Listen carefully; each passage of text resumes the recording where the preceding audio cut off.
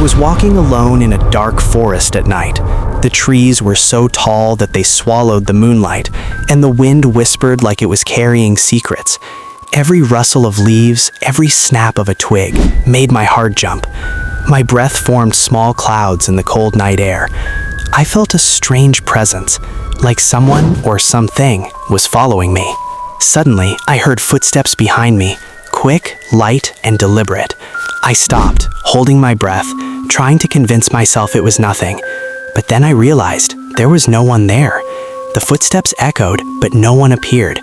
My heart started pounding in my chest, and a chill ran down my spine. I whispered to myself, "It's just the wind, just the wind." But even I didn't believe it. I walked on, every step crunching on dry leaves and twigs, trying to stay calm. Then I noticed strange shapes among the trees, shadows that didn't belong.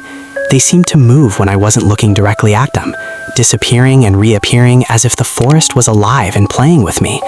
My imagination was running wild, or was it? After what felt like an eternity, I stumbled upon an old, abandoned cabin.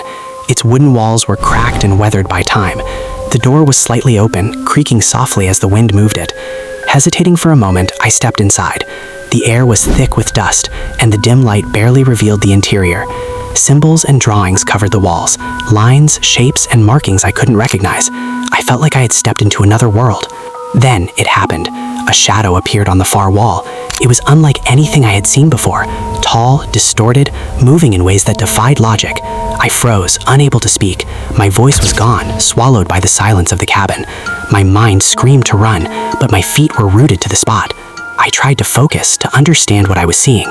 The shadow stretched, twisted, and slowly approached me. My chest felt tight, I could hardly breathe.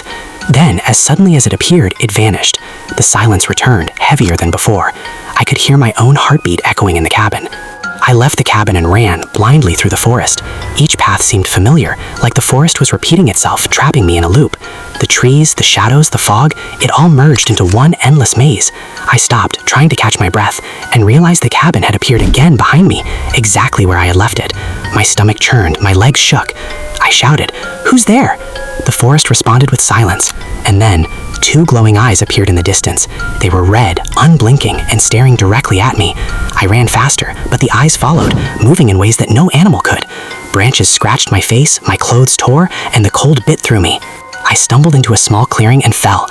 Looking up, the forest seemed alive. Shadows danced between the trees, whispers filled the air, and the eyes were everywhere at once.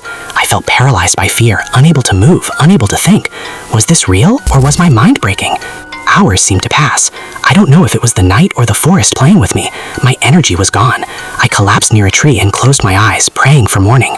When I opened them, the first light of dawn touched the treetops. The shadows were gone. The forest was quiet. The cabin vanished. I had no idea how I got there, but I was at the edge of the forest, exhausted, trembling, and alive. Even now, I can still feel it, the forest watching, waiting, and knowing that I survived, for now. But I also know, if I ever return, it will remember me, and it will not let me leave so easily.